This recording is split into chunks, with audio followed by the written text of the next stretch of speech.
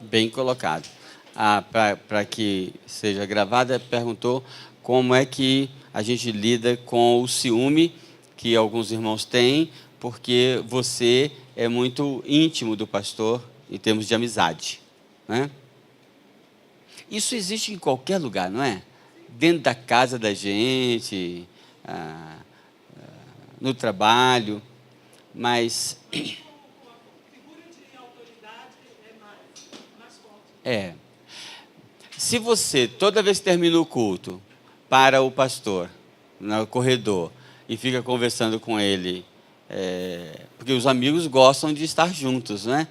E você fica conversando com o pastor na hora que está todo mundo também querendo conversar. Não sei se essa é na sua igreja, mas na minha igreja, quando termina o culto, é um ritual de despedida. Se você chegar 1 hora depois que o culto terminou, está assim de gente lá ainda, né? Então, esses que são mais amigos precisam ter essa sensibilidade para permitir que aqueles momentos mais concorridos fiquem com os outros, não é? E você vai achar caminhos, formas de celebrar essa amizade, não é? Em outros momentos. Se o pastor está mais folgado e você pode conversar com ele, ótimo. Mas essa amizade pode se expressar nos convites que você faz. Por exemplo, o pastor que dedica tempo integral, ele tem uma flexibilidade maior para receber um convite, por exemplo, para almoçar na sua casa, para jantar na sua casa, para tomar um café da tarde, entende? E isso ele vai na categoria de trabalho, tá certo? Claro, não vai acontecer todos os dias, mas com alguma regularidade é uma forma, porque a igreja faz a agenda do pastor, não é? Ir para a casa do pastor no dia da folga dele, talvez não seja muito apropriado, porque talvez no dia da folga dele é bom que a igreja estimule que ele fique mais com a própria família, ou que vá assistir um filme, ou que vai pescar, quem gosta de pescar, não é? A amizade também se dá, hoje nós temos recursos que não tínhamos antes, né? Você leu uma frase muito rica, né, num livro que você está lendo, aí digita aquela frase: pastor, achei isso aqui tão interessante, quem sabe pode ser útil. Tum, manda para o WhatsApp para ele, não é? Lembranças, um livro de presente, uma mensagem no WhatsApp dizendo: pastor, hoje de manhã eu e a minha esposa estivemos orando especificamente pelo irmão. Há muitas formas de demonstrar essa amizade, além de tempo conversando. A amizade das mulheres precisa de um toque a mais de cuidado, não é? Há algumas mulheres que são irmãs da igreja, que são muito sensatas, são amigas e, além de amigas, sensatas, entende? Elas normalmente fazem elogio na presença do esposo, entende? Que aí tem que ter um pouquinho mais de cuidado, porque você gostou muito do sermão e você fica: pastor, que sermão maravilhoso. Mas os elogios são coisa de uma faca de dois gumes, né? Então, ao demonstrar a sua amizade, a amizade verdadeira protege, não é? E pastor não é anjo, então tem que ter um cuidadozinho na demonstração da sua amizade, até para proteger essa própria amizade, para ela não ser deteriorada, né? O momento de crise. Eu queria conversar um pouquinho sobre o momento de crise do pastor. Pastor pode enfrentar um momento de crise aguda?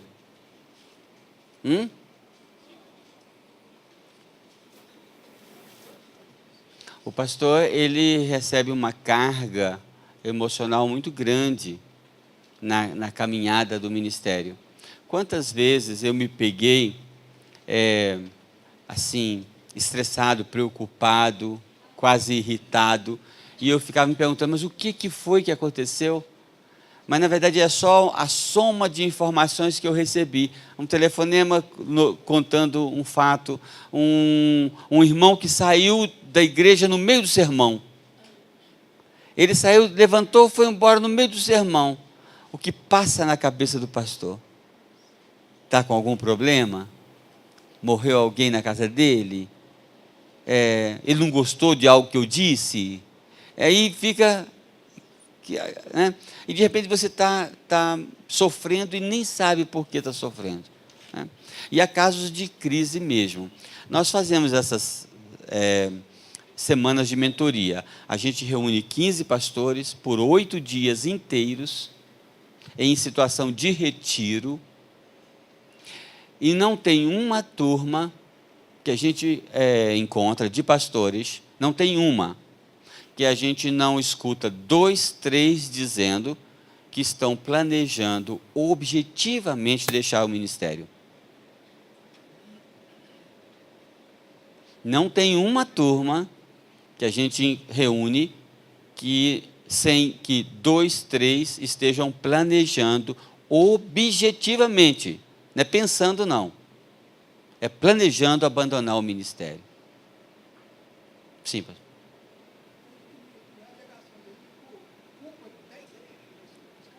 Não, é uma conjuntura de situações. Por exemplo, eu recebi um telefonema de um pastor no interior de Goiás. Tem um pessoal de Goiás aqui, né? Bom, e ele falou para mim assim, eu vou chutar o balde, eu não aguento mais. Aí eu falei, o que houve? Olha, José, a minha igreja esse ano cresceu 1 membro. Eu batizei 30. Eu estava assim, tipo 27 membros no ano passado. Eu estava plantando uma igreja numa cidade do interior. Batizou 30 naquele ano. E agora estava com 28. E eu não aguento mais. Aí estava desencorajado. Aí o foco dele estava no crescimento da igreja. Ele é humano.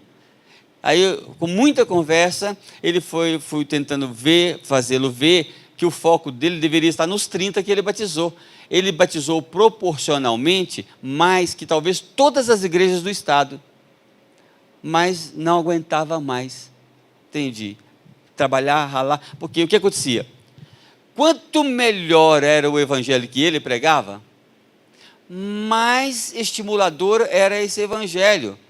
E mais as pessoas se sentiam encorajadas. E mais as pessoas deixavam aquele buraco e iam para a capital para poder estudar, trabalhar e tocar a vida. Então, o evangelho pregado sem adulteração, evangelho puro, colocava um poder dentro das pessoas, as pessoas saíam daquele buraco, era uma cidadezinha do interior que não tinha nada para fazer, e ia para a capital. Ele estava trabalhando para fazer as igrejas da capital crescerem. Quer dizer, um homem obreiro bom, evangelizador, batizador, explica isso. É culpa da igreja? Não, é culpa de uma conjuntura, é ser humano, ele tem os limites dele. Entende? Cada um tem o seu limite. Uns se encostam no limite mais facilmente, outros são mais resistentes, mas todo mundo tem o seu limite. Né?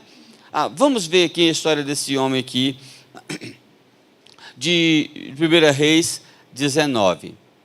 Acabe fez saber a Jezabel tudo quanto Elias havia feito. O que Elias tinha feito? Os profetas de Baal. E como totalmente matara todos os profetas à espada. Então Jezabel mandou o mensageiro a Elias a dizer-lhe, assim me façam os deuses, e outro tanto, se de certo amanhã a estas horas não puser a tua vida como a de um deles. O que vendo ele se levantou, e para escapar com vida se foi e veio a Berseba, que é de Judá, e deixou ali o seu moço. E ele se foi ao deserto, caminho de um dia, e veio e se assentou debaixo de um zimbro, e pediu em seu ânimo a morte, e disse, já basta, ó Senhor, toma agora a minha vida, pois não sou melhor do que meus pais. Agora veja aqui esse versículo 5. Deitou-se e dormiu debaixo de um zimbro, e eis então um anjo o tocou e lhe disse, levanta-te e come. Eu quero que você pense comigo sobre esse anjo Que anjo era este? O que você pensa? Quem era esse anjo?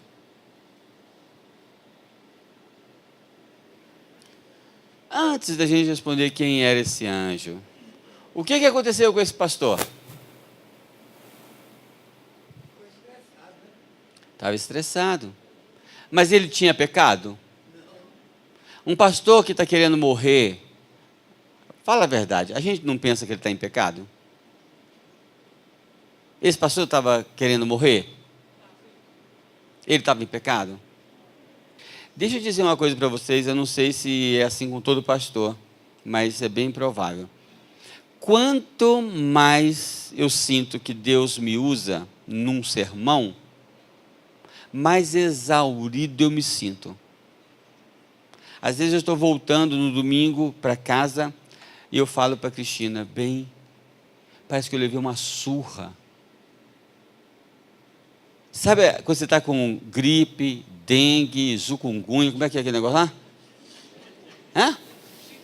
Chikungunya, é? Não. Parece que você pegou tudo isso de uma vez só. Entende? Dói tudo, tem dia que eu falo assim, bem, eu estou num estado que eu estou sentindo enjoo, dá vontade de vomitar. De tal é o estado. Aí tudo que eu quero é ir para casa e ver a pegadinha do Silvio Santos. E ela quer conversar sobre a igreja. Viu o que a irmã falou? Viu o que fulano fez? Você viu aquele menino que saiu correndo? Ela quer recapitular, porque é coisa das mulheres, né? Ela quer recapitular tudo outra vez. E eu estou querendo esquecer.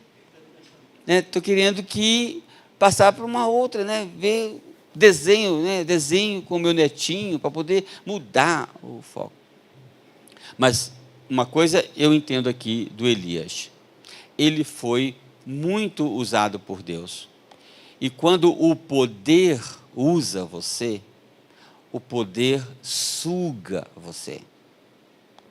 E você, então, fica num estado muito perigoso.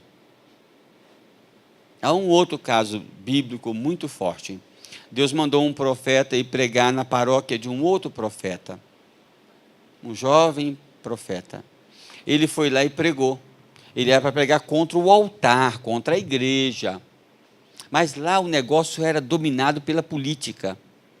O dono do prefeito da cidade, o rei lá, mandava em tudo. Indicava lá tudo direitinho. Quando o profeta, mandado por Deus, profetizou, pregou a mensagem de Deus, o político falou, prenda esse homem. Na hora que o político falou assim, prenda esse homem, o braço do político entortou todo. Aí o político falou assim, o que é isso? Entendeu que era um homem de Deus no exercício do ministério dele e implorou, por favor, ore por mim. Aí o profeta orou, o braço do rei voltou ao normal. Deus tinha falado para ele, vá, não cumprimenta ninguém, não para, não fica no meio do caminho, não para com ninguém, vai lá e faz o que você tem que fazer e volta. Quando ele terminou de fazer o trabalho dele, ele vai voltando. Olha só, um outro pastor mentindo, porque pastor também pode mentir, pode no sentido de ter potencial para, não pode que tem permissão, não. Falou, não, eu também sou pastor, rapaz, Deus falou comigo, que é para você vir jantar aqui em casa. Aí ele foi jantar na casa do pastor velho, idoso, experimentado, igual eu assim. Aí, quando o pastor jovem estava lá comendo lá a refeição, o pastor velho vira para ele e diz assim diz o Senhor, por que você desobedeceu? Mas é muito safado, né? Olha só, ele mentiu, convidou o jovem pastor, agora o jovem pastor vem, agora ele mesmo diz, você desobedeceu. Caiu na pegadinha, agora você vai morrer.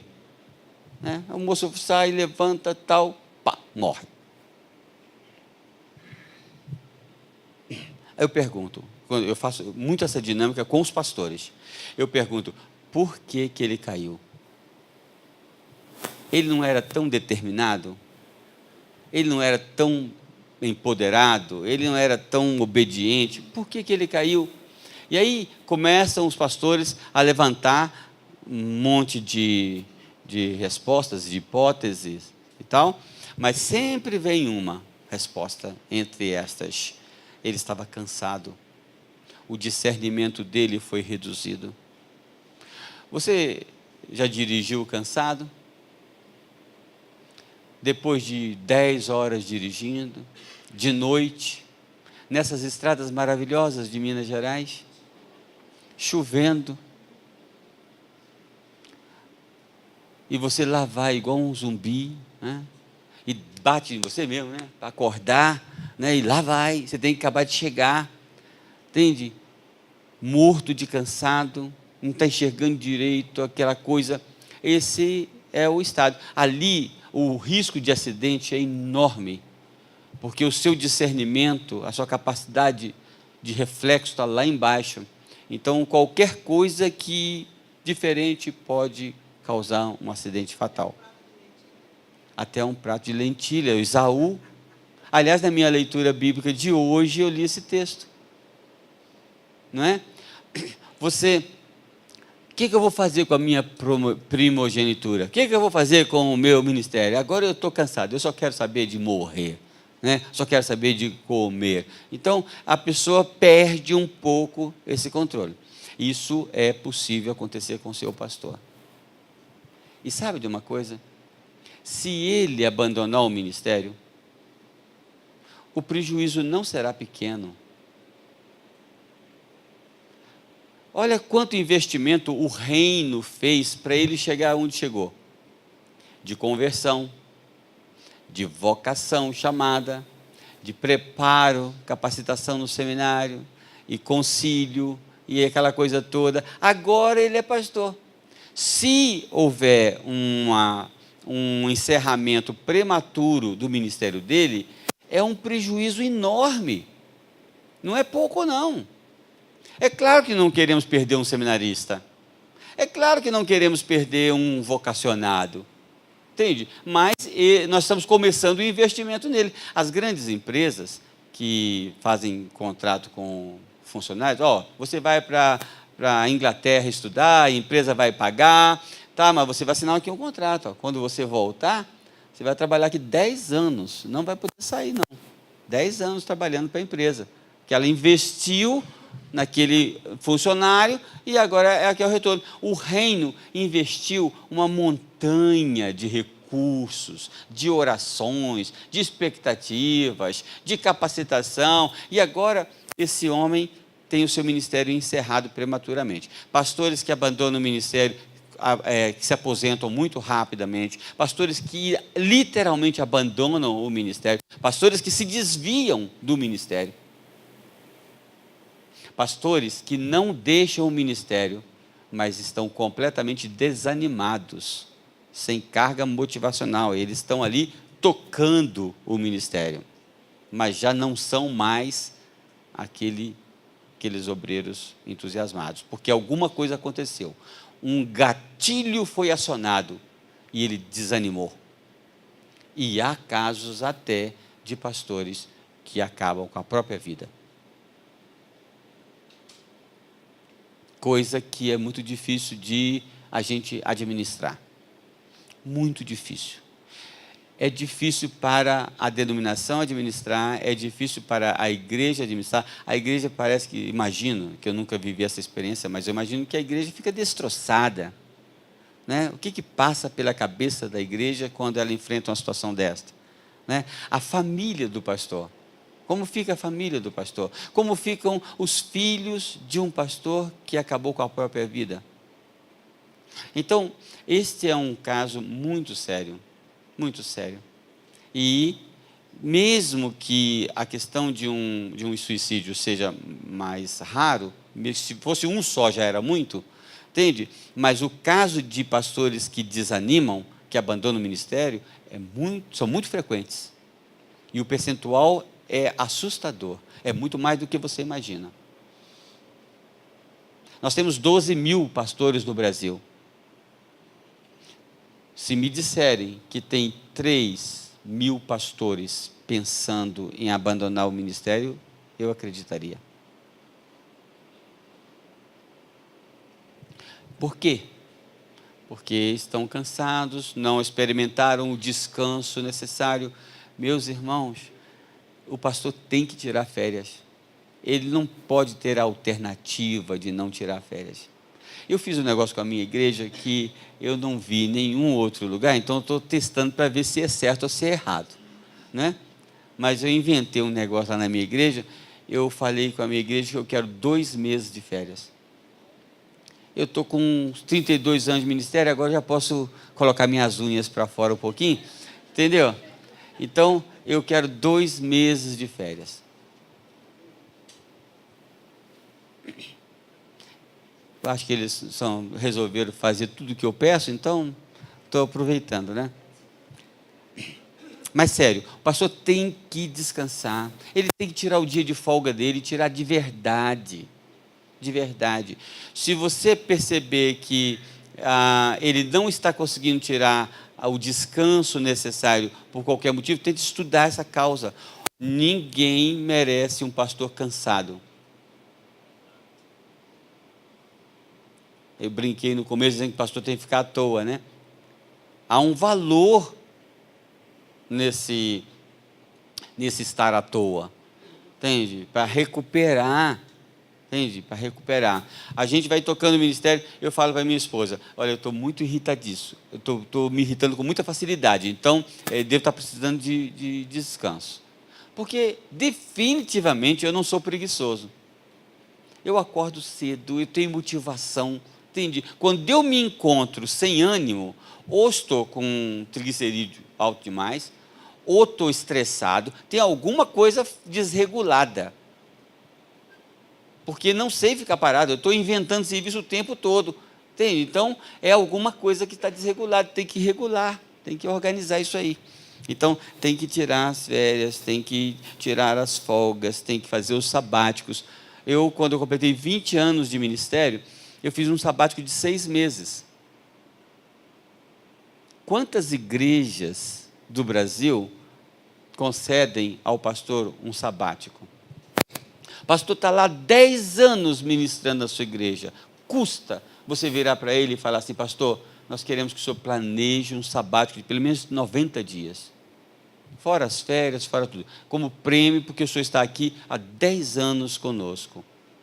Vá descansar, pastor. Convida um pastor aí, auxiliar, um seminarista, para ficar pregando aqui para a gente, entende? Vai descansar, recupera as baterias aí e volta todo animado para poder ficar mais 10 anos com a gente, pelo menos. Bom, quando eu fui diretor da Ordem dos Pastores 10 anos, eu fui membro de uma igreja. E o pastor membro da igreja é um negócio interessante. Na minha igreja tem vários. Eu louvo a Deus, eu acho que é uma vocação da minha igreja acolher esses pastores. Eles estão numa fase ou de transição, ou de ouvir novamente a voz de Deus, e o irmão tocou num ponto que eu agradeço muito pelo que eu estou querendo dizer aqui. Se a sua igreja, tem igrejas que têm essa vocação, elas são um aconchego, elas são um pé de zimbro, entende o que eu estou falando? Elas se tornam um pé de zimbro, onde esse profeta deita. Ele não está ali para trabalhar, não. Ele está ali para deitar, para comer, para descansar, para ser tocado por um anjo. Eu volto à pergunta: quem é esse anjo? Vamos continuar. Então, esse anjo levanta, acorda, mas não é acorda para trabalhar, não, para comer. Coma, bebe. Ele voltou a dormir. Vocês conhecem essa experiência? Que o cansaço é de tal, que parece que não, você quer que o mundo acabe em cama, você levanta, toma uma sopinha e volta para a cama. Há uma diferença entre o preguiçoso é assim a vida toda. o sol está forte demais, a formiga está mordendo, não dá para trabalhar, tem um leão lá fora. Então, esse é o preguiçoso. O outro é o cansado, o estressado, o amargurado, o exaurido. Essa é outra história. Então, está lá. O anjo chega e diz: acorda, o seu caminho vai ser longo. Aí ele levanta, come, volta a dormir. Levanta finalmente, agora diz assim o texto: com a força daquela comida, com a força daquele toque do anjo, com a força daquele descanso, ele fez uma caminhada. Que caminhada foi essa? Para onde que a caminhada levou? Para encontrar com Deus. Aqui, é de arrepiar o cabelo. Aquele profeta recebeu um toque de um anjo, sabe para quê? Para conseguir forças para encontrar com Deus. E lá ele encontra com Deus.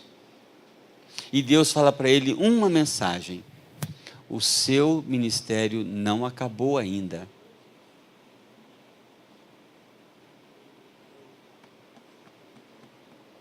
Já imaginou? Os problemas do pastor não serão resolvidos por você.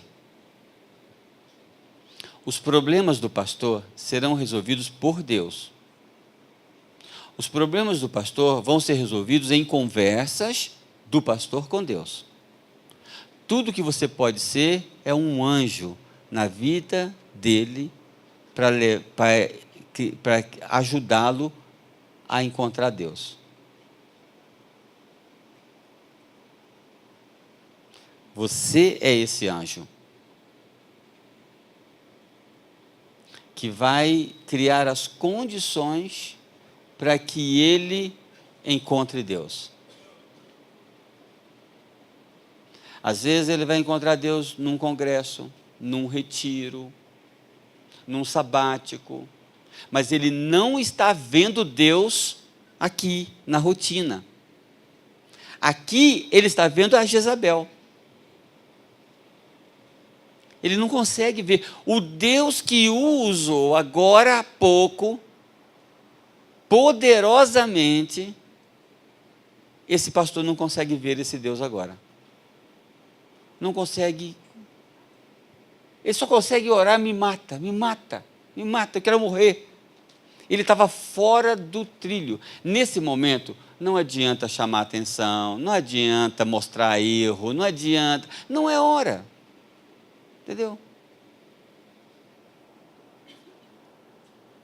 Ele precisa de aconchego, de carinho, de encorajamento, de comida, de sono, dormir. Ele precisa dessas coisas, questões muito físicas e emocionais. É o toque de um anjo que ele precisa, para ele criar forças mínimas para poder então ele tocar e ir até onde ele pode realmente se abastecer. Anjo é aquele que para o carro e tira 1 litro de gasolina e empresta para o amigo, ou uma PET de 2 litros, e empresta para o amigo. Ele põe aqueles 2 litros ali, toca o seu carro até o posto de gasolina, onde ele vai se abastecer de verdade. Você não precisa encher o tanque do veículo do seu pastor. Você só precisa dar aquele necessário para ele se resolver, achar o seu posto de combustível, né? E se resolver. Alguma coisa que dê as condições para que ele siga o caminho. Porque nós estamos falando de um pastor que parou. Ele parou, deu um tranco. Entende? Travou. Ele não tem mais motivação. Você pode imaginar, eu tenho que pregar toda semana.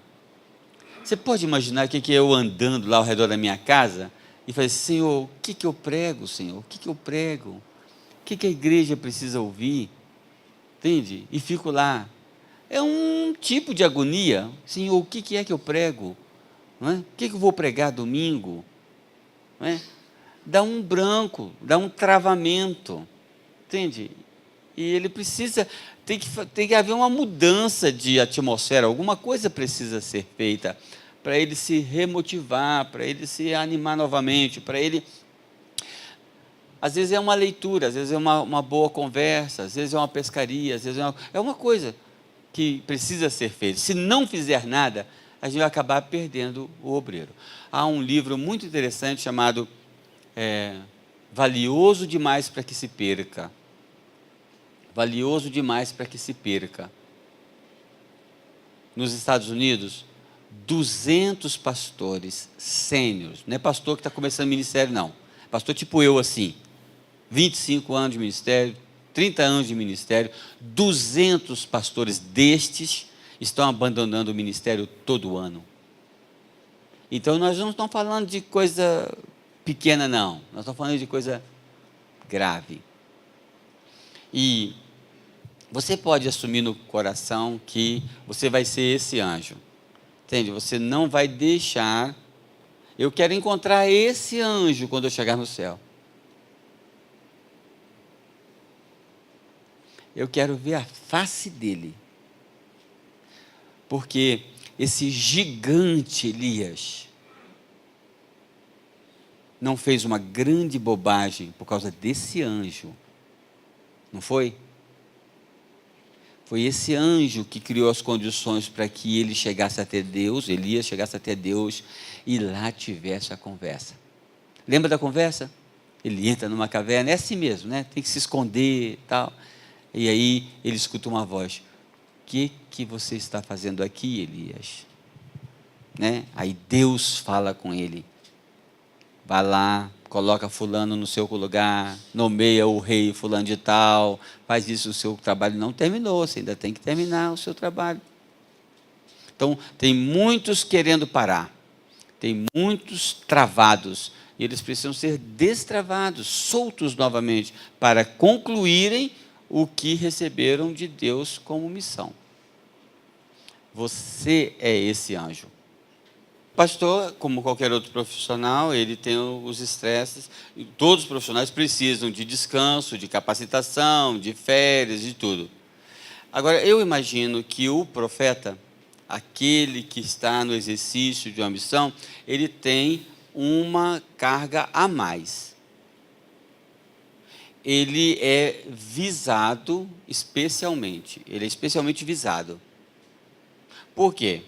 Porque ele é um agente desse reino. Ele está... Imagina o impacto que eu exerço sobre a minha igreja toda. A igreja que eu sirvo. Entende? Então, eu estou falando a essa igreja semanalmente, liderando essa igreja. Não diz o texto? Acerte o pastor que o rebanho se dissolve. Então, há objetivamente um plano maligno para acertar especificamente o pastor. Por isso, ele precisa de uma proteção especial. Lembra lá dos soldados de Davi? O senhor não vai mais. O senhor, brigaram com ele, né? O senhor não vai fazer isso mais. O senhor quase morreu. O senhor não vai mais na frente do exército. Quer dizer, é a proteção. Porque o que o inimigo quer matar? Está lá e vem Davi com o exército dele. Eles só querem Davi. Se acertar o Davi. Então há. Por quê? Irmãos, quando um pastor cai em um escândalo, é um arraso. É claro, todo dia tem irmãos da igreja, você ouviu notícia que o irmão tal traiu a esposa, que a esposa tal traiu o marido. Isso acontece todo dia. Agora, quando acontece com um pastor, é um estrago. Então, tem que haver uma proteção. Todos os americanos são protegidos, muito bem protegidos, o sistema de proteção americano é muito bom, tal. Vai ver como é que protegem o presidente. Vai ver como é o tamanho da chapa do carro que ele anda, a largura. Entende? Tem que haver uma dedicação especial em cuidar desse que está no exercício. Seja pastor, seja missionário, seja missionária, está no exercício de uma tarefa espiritual. Porque você está entrando numa batalha em que você é o alvo, definitivamente. O senhor está criando um cenário em que o relacionamento igreja e pastor está difícil. Está difícil. De quem é a culpa? Aí tem uma série de questões, tá? Muitas vezes o pastor está inseguro. E gente insegura é complicada.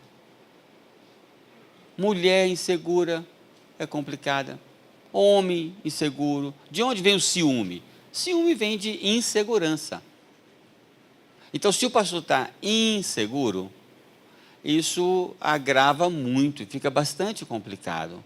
Então, quando o pastor está inseguro, talvez de duas, uma.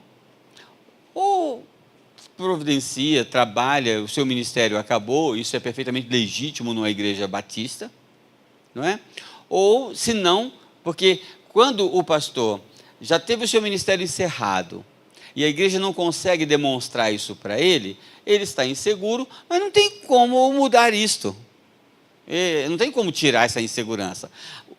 Não é disso que eu estou falando. O que eu estou falando é do pastor que a igreja ama, do bom pastor, entende? Foi convidado direitinho, o processo de convite foi direitinho, e agora ele está inseguro, gratuitamente inseguro. Inseguro porque a natureza dele permite ou facilita essa insegurança. O que ele precisa? De alguma demonstração, né, para tirar isso, né, alguma reafirmação, né, de que ele é o homem de Deus que a igreja precisa, para acabar com essa insegurança que é falsa, que é ingrata, que não tem sentido de ser. Né? Tirando a insegurança, uma boa parte desses problemas acontece. Há também o problema de, como o irmão mencionou, membros da igreja difíceis. Olha, nós temos membros de igreja doentes, patologicamente doentes. E alguns desses irmãos assumem liderança de igreja. Um dos sinais de doença emocional, que eu não sou psicólogo, não entendo disto, mas eu sei que gente doente, um dos tipos de doença é querer estar em destaque. E o microfone é um negócio que atrai. Então, veja, tem gente que tem 5, 6 cargos na igreja. Por quê? Sabe o que responde?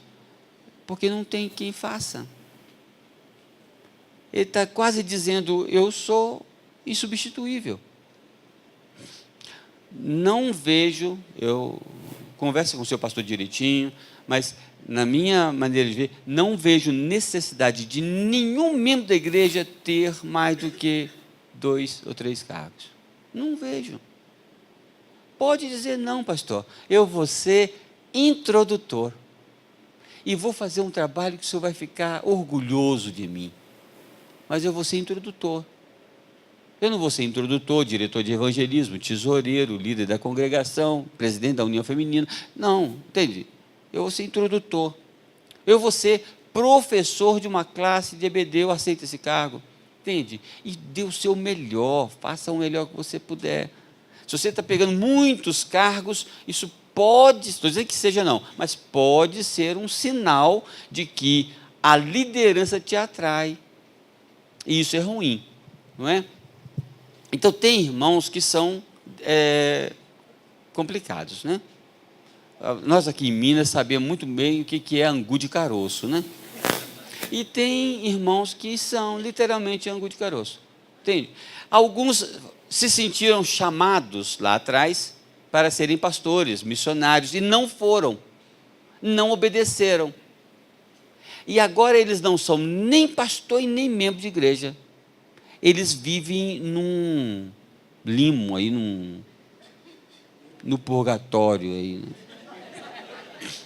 né? Porque um negócio deles é pastor e um negócio dele não é pastor, então fica aí. É muito perigoso isso, muito perigoso, né? Então, tem sim. Como é que a igreja ajuda o ministério pastoral com esses irmãos difíceis? Sendo uma igreja saudável. E muitas vezes o pastor fica muito abatido porque ele esperava que o seu amigo tomasse uma posição naquela hora e ele não tomou.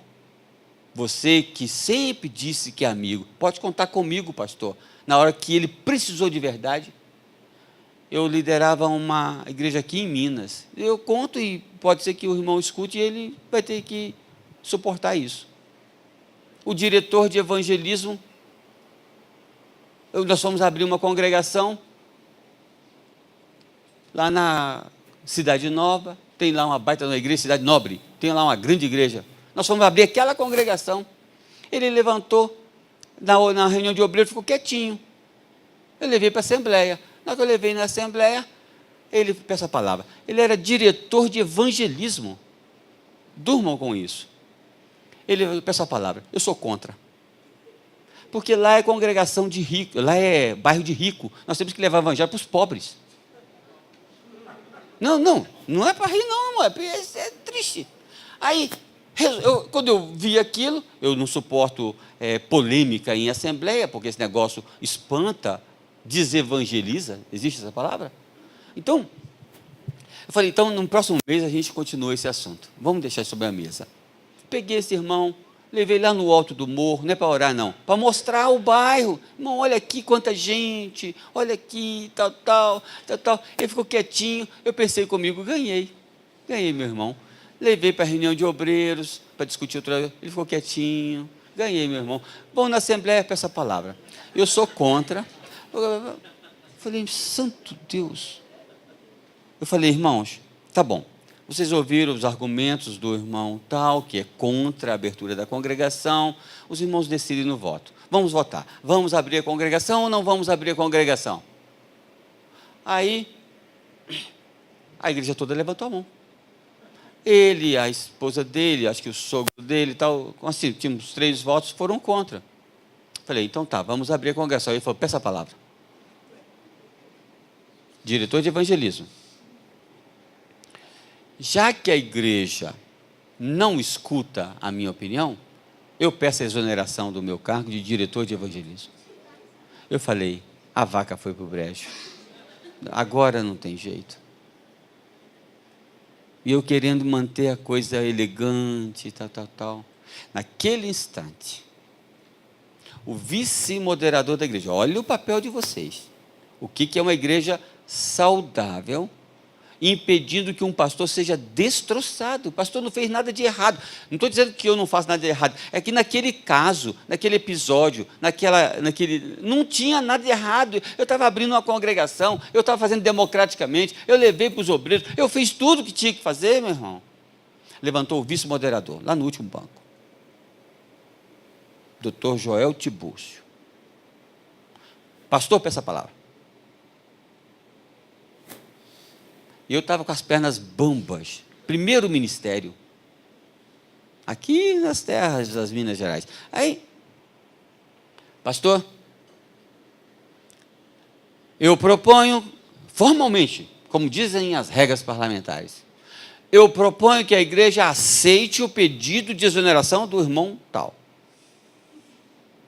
E eu ainda estava bambo ainda, as pernas tremendo e tal. Levantou lá na outra ala, diretor de uma escola, pastor, peça a palavra, todo mundo seguindo as regras parlamentares.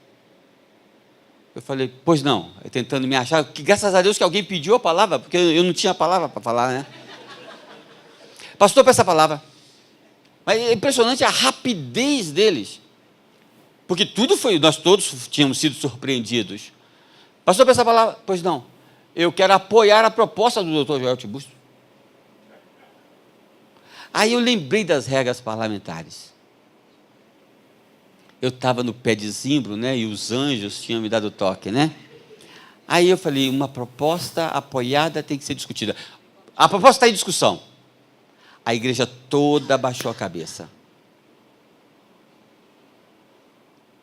Aí eu lembrei, proposta apoiada, discutida, votada. Não havendo discussão, vou submeter a proposta à votação. Os irmãos que são favoráveis à proposta do Dr. Joel Tiburcio, levanta a mão, a igreja toda levanta a mão. Os irmãos que são contrários, levanta a mão.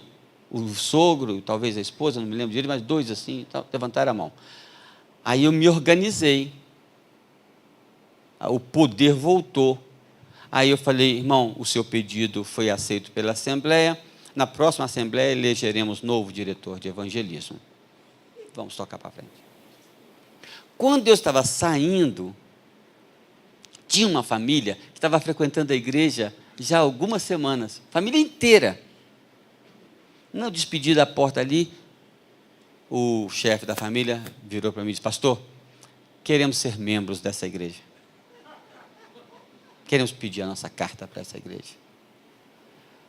Vocês perceberam a importância de você, na hora que o pastor não estiver errando, que o pastor está só executando o ministério dele, você ser presente, entende? Você fazer o seu papel. Às vezes o seu papel é uma proposta, às vezes o seu papel é um apoio, às vezes o seu papel é não permitir que ele seja engolido por uma situação que os psicólogos talvez classificariam como doentia.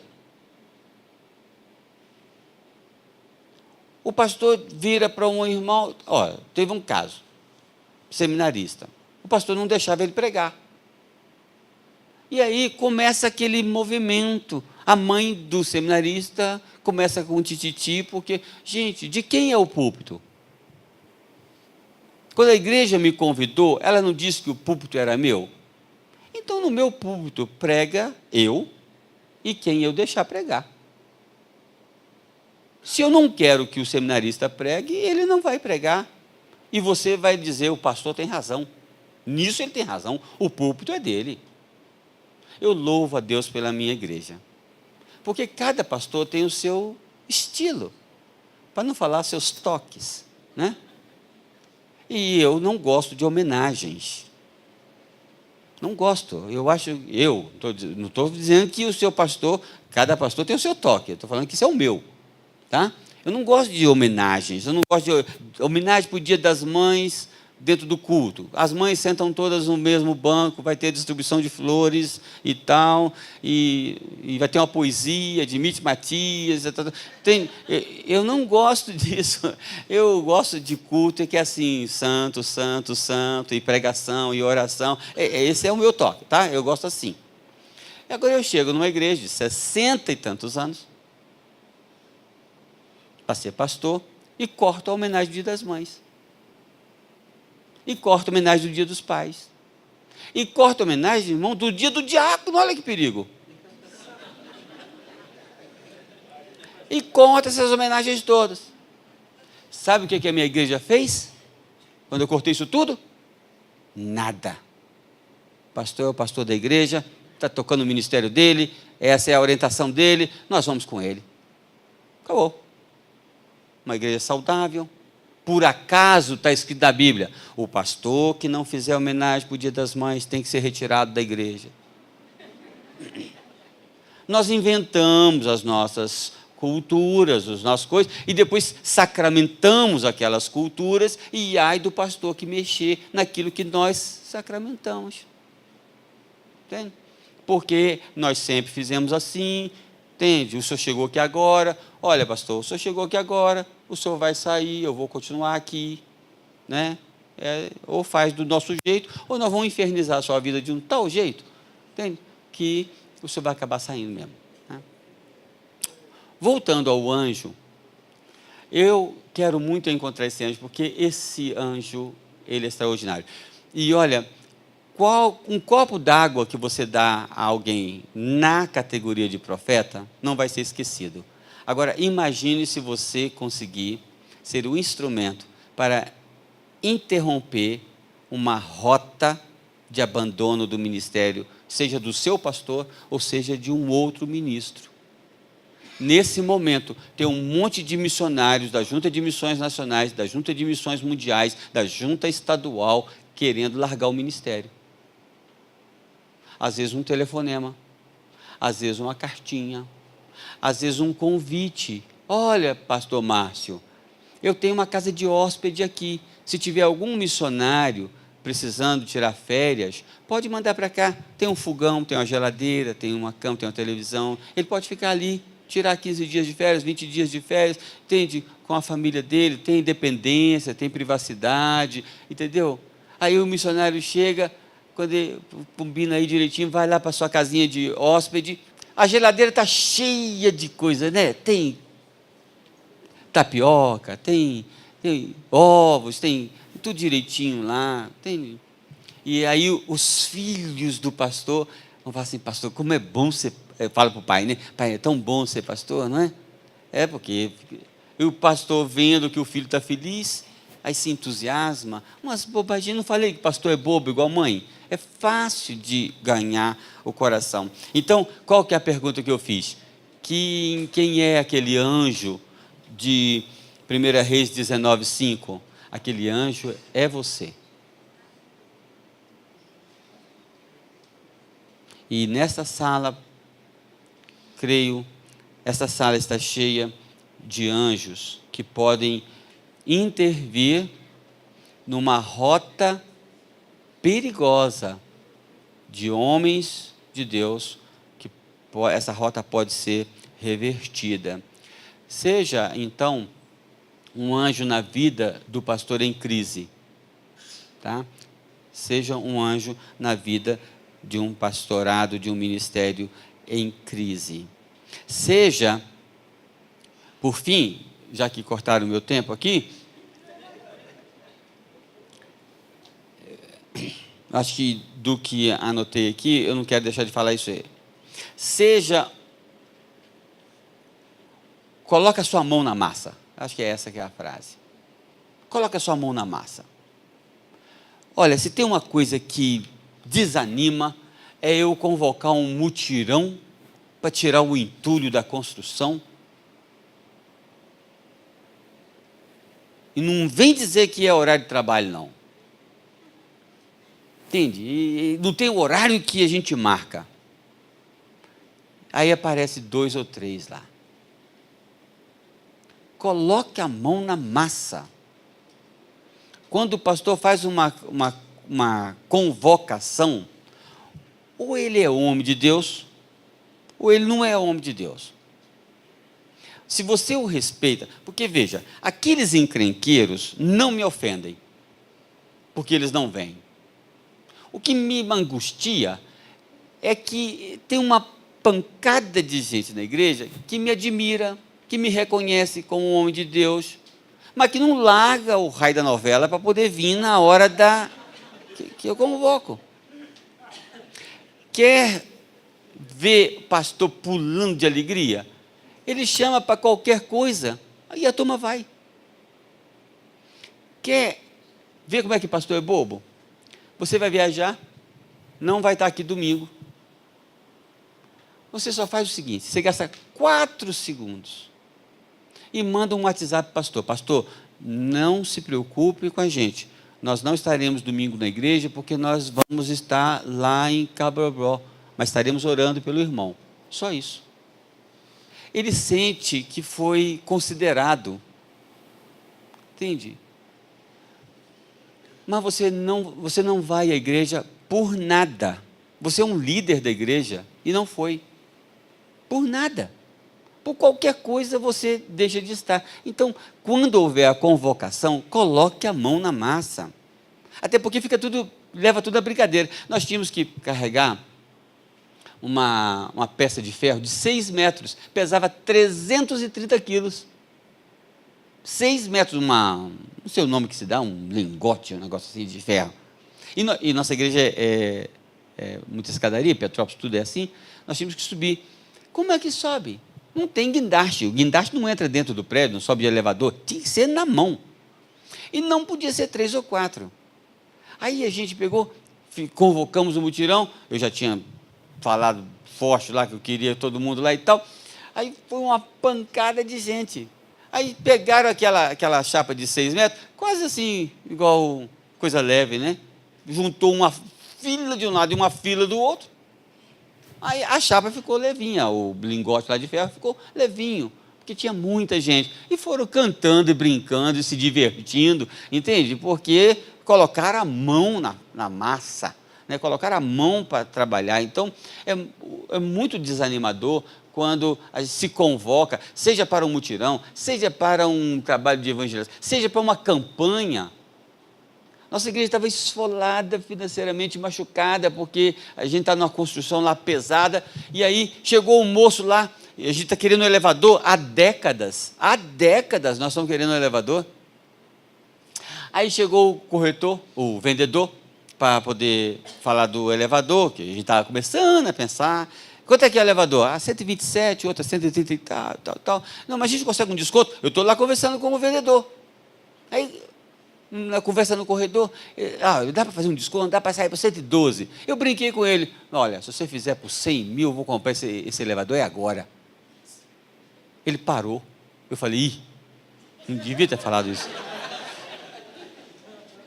Ele falou, vou dar um telefonema. Aí minhas pernas tremeram. Aí ele foi lá, ligou para o chefe dele, voltou, e o meu coração estava aqui, né? Ele falou assim, 105.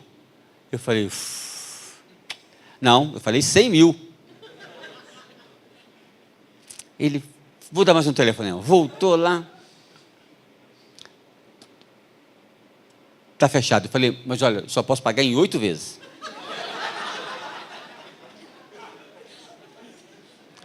Ele falou, está fechado. 8 prestações de 12.500. Domingo, estou eu na igreja com o microfone na mão. Irmãos, tem que contar uma história para vocês. Eu fiz uma bobagem. E eu acabei de comprar um elevador de 100 mil reais. Em 8 parcelas de 12.500.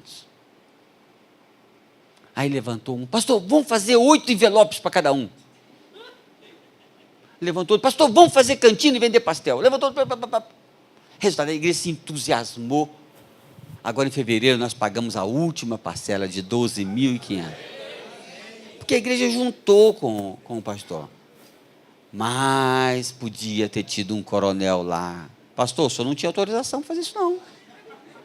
O senhor não levou isso na Assembleia, não. Podia ser outra história. Mas não foi.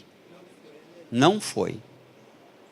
Porque eu não estava inventando moda, eu não estava comprando o carro do pastor, eu estava fazendo o que eu entendia que era o desejo, um sonho da igreja. Ela ia comprar de qualquer jeito, entende? Era mais cedo ou mais tarde, mas foi aquilo.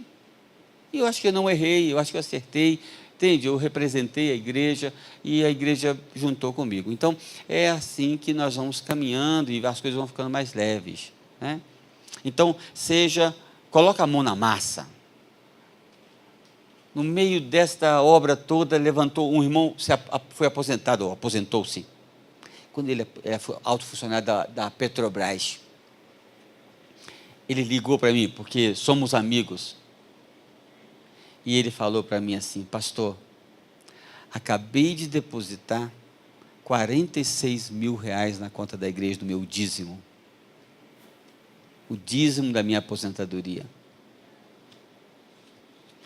Desde aquele dia para cá, é como se eu não fizesse outra coisa a não ser achar um jeito de abençoar aquele irmão. Ele não me deu um centavo para mim, ele deu para a igreja. A igreja que é dele. Antes de eu chegar lá, já era a igreja dele. E depois que eu sair, vai continuar a igreja dele. Mas parece que ele deu para mim o dinheiro. A sensação é como se ele tivesse dado para mim o dinheiro. Porque eu me tornei a igreja, entende? E eu sou a igreja. Quando ele abençoa a igreja, ele parece que está abençoando a mim.